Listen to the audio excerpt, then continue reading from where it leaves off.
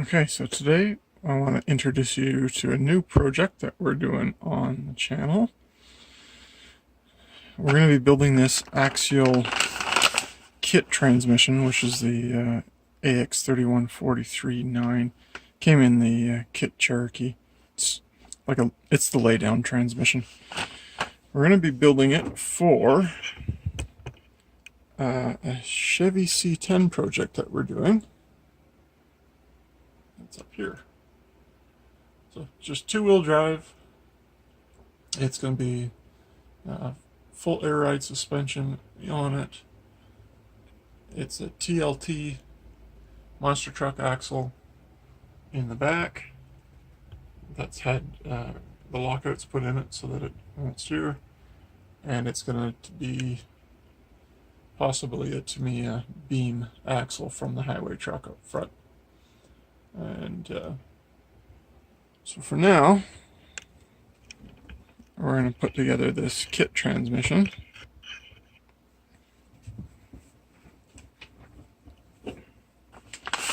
So let's get her opened up here.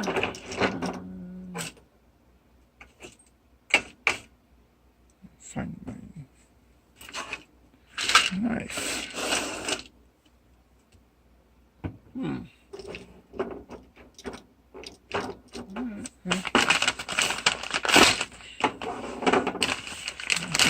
Whatever we got.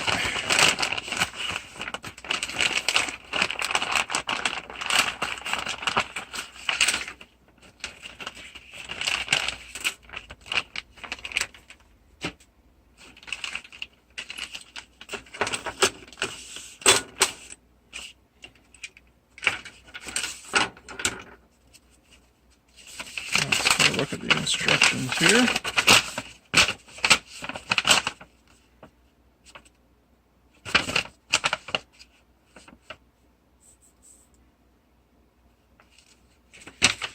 Alright, starting on this side.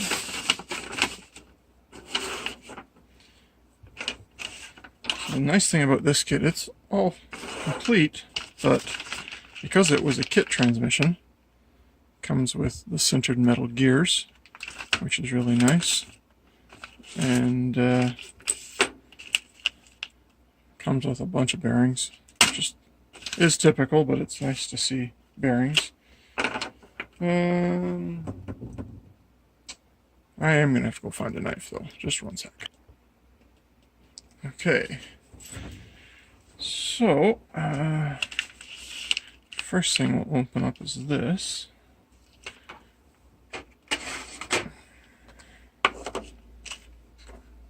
I just got an empty tray out of my heart spin that's beside me, and just pour everything in here and not lose anything.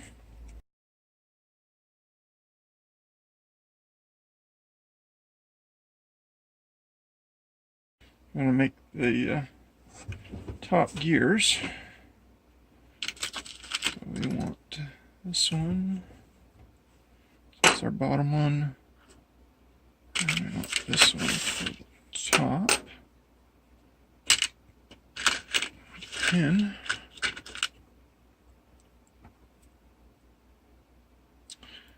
And that's, I think we've got,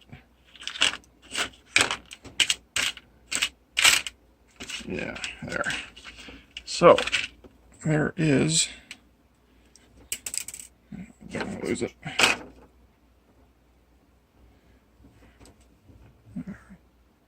It's two different sized pins, so you want to make sure you're getting the right one. So up here, it's the thicker pin.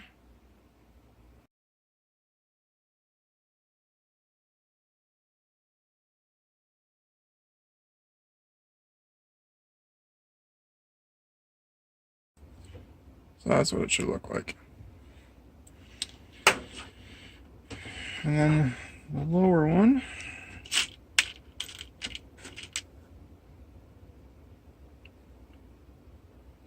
side of it.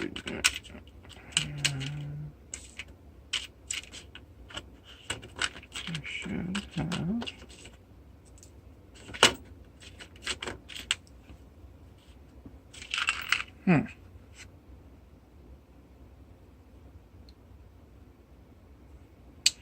Should have another big... There it is. It's hiding.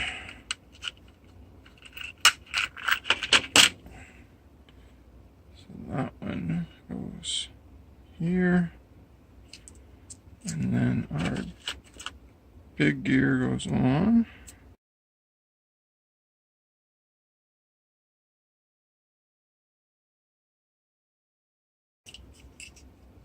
So that makes our main body of the transmission.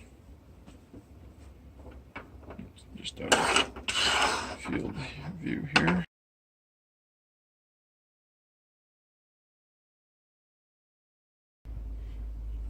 Alright, in this corner here, if I can get it to focus, there's an unused hole. I'm assuming for 2-speed option, which might have been available on this. So that blocks that hole.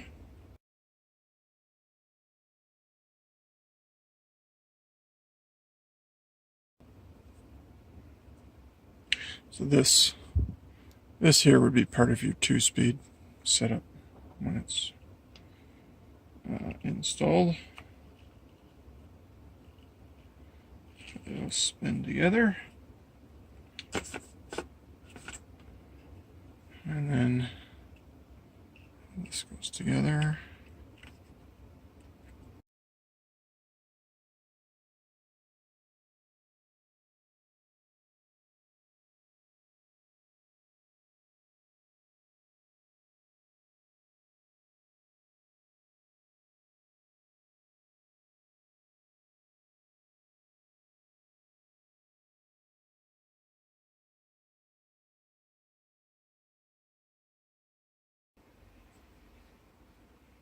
No, it's not that one. Wrong tree. It's this one. So this is going to go this way and right there.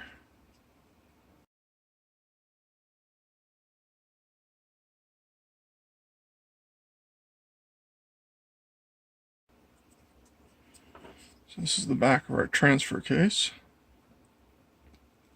and it's splined up here, but so it technically could be clockable if you did some modifications. You could actually line it up into a few different ways, but it screws up your mount holes. So it goes that way. And then we need to drop in a bearing.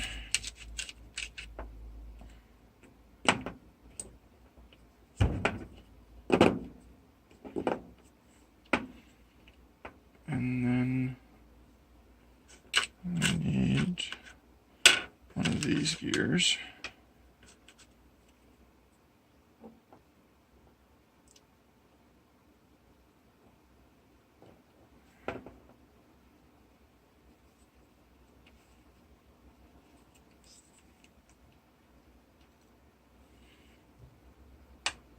And there is a pin in there.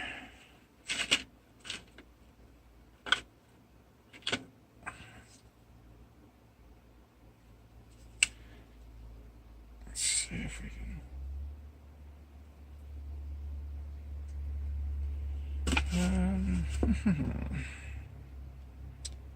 I'm gonna go find some tweezers. I'll be right back.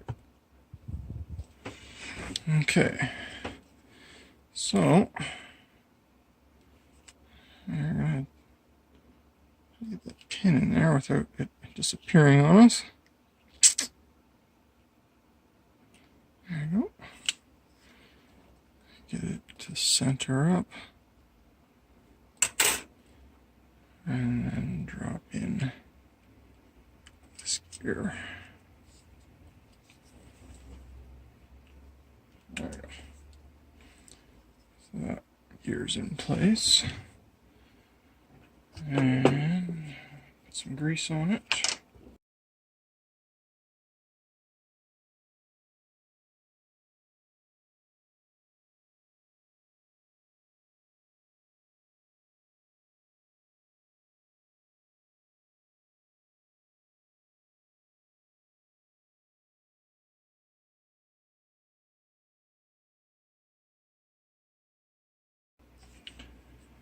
And now we need a bearing on each end.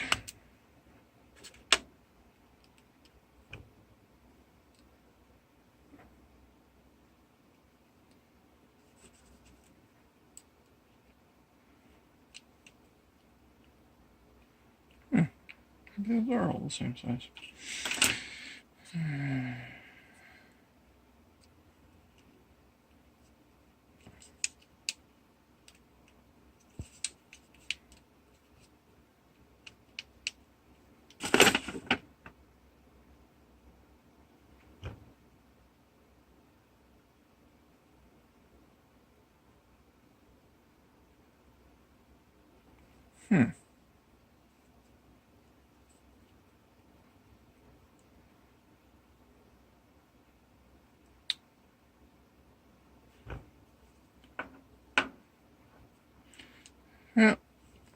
Yeah, they should just push together. We'll get a couple bolts in it. We'll stop for a second though. Okay, I'm back. Been a bunch of monkeying around. I've got a spot right. You can see where the output up here just stops. And what's happening is there's, when the case is together, there's a little bit of plastic from the edges getting pushed into this bottom gear. And that gear is not perfectly round, so it's just catching it one revolution around.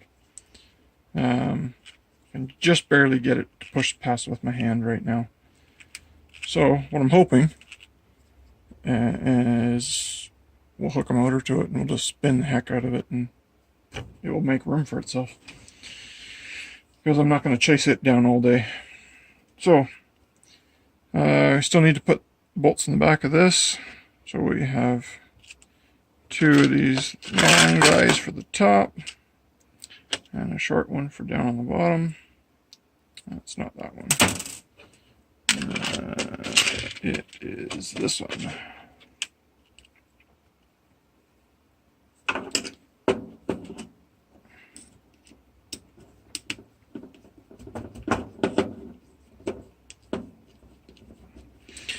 And tightening these up is probably going to make the problem a little bit worse, just because we're putting pressure on it now. And I'm sure once we clearance it a little bit with spinning it with a motor, it will then be fine.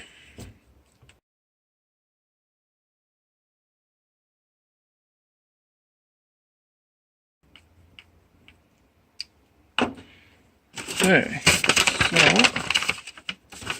now onto the front.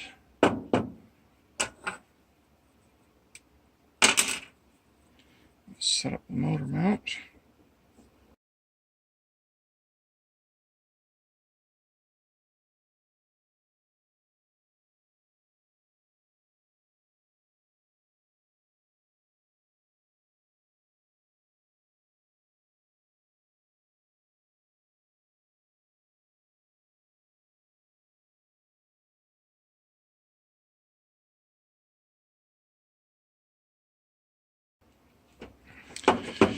Okay, so that motor mount and cover is in place. So next is the slipper. So this one first.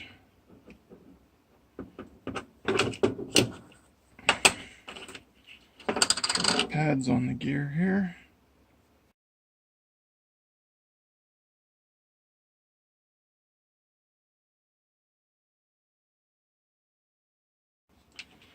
So with these, I tighten them up until they touch and then back it out a half a turn. There you go.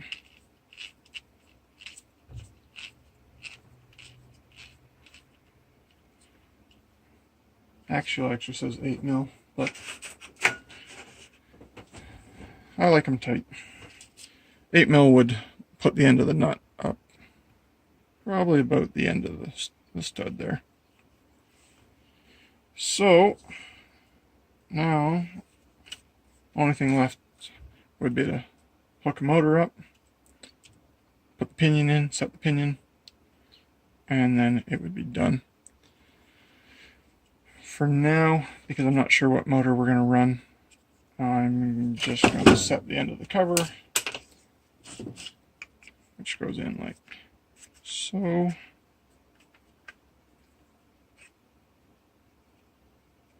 If it wants to, yeah, it goes on. That goes on the outside. Okay. That little tab may get cut off. That's supposed to lock in there.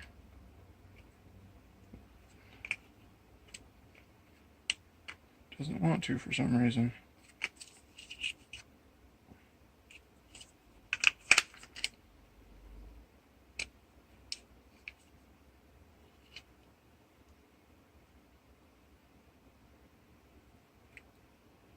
Should go to the outside of it.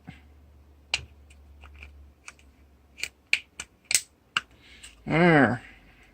Okay, now it's in. Because there's no screws out here yet that wants to bend in. Makes it a pain in the ass to get it in.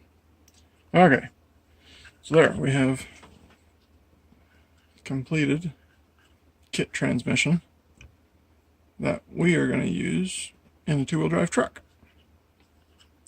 And that's so where it's going to end up on the chassis, I can put in an interior and still have the truck low and not have to worry about this being in the way of the interior. So for now, that's it. We'll have more coming up in this video series shortly. Have a great day. Okay, so just back real quick to show you how that trans is possibly going to work in this chassis.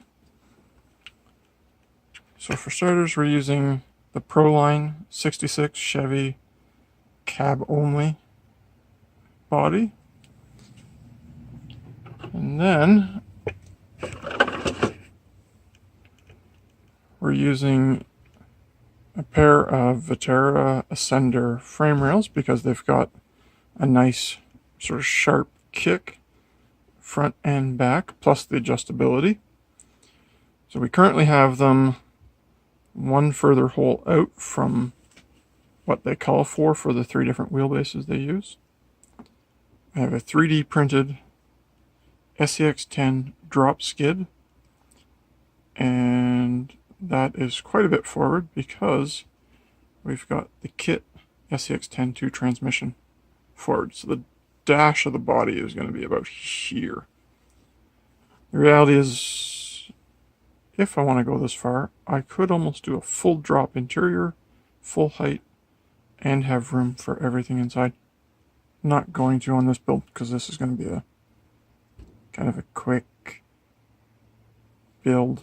I'm looking more for lots of room to have servos and stuff for functionality for air ride. So like I said earlier, it's a TLT Tamiya axle. I've shaved the upper servo mounts off to smooth it out, and then 3D printed these lockouts to make a solid rear axle. If we were to take those off, it still has the dog bone and cup inside there, so you could put your steering knuckles back on and your hubs, and away you go again. I've got 2 or 3 of these. I think they're all going to be turned into rear axles like this. Oh, and then we've got just a standard width beam Tamiya axle up front.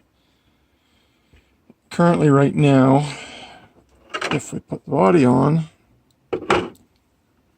and move it over, you can see how far in that wheel is.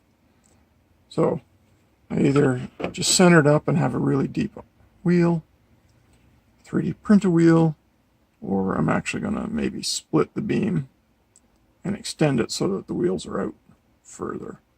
For the back, it's going to be a basic step box, something that will hold these in sidewall will be in this tire range somewhere here, but then it's going to have a gin pole wrecker in it as well, and that wrecker will be working too. So there you go, quick overview just at the end of this video for what it is that we're going to be doing.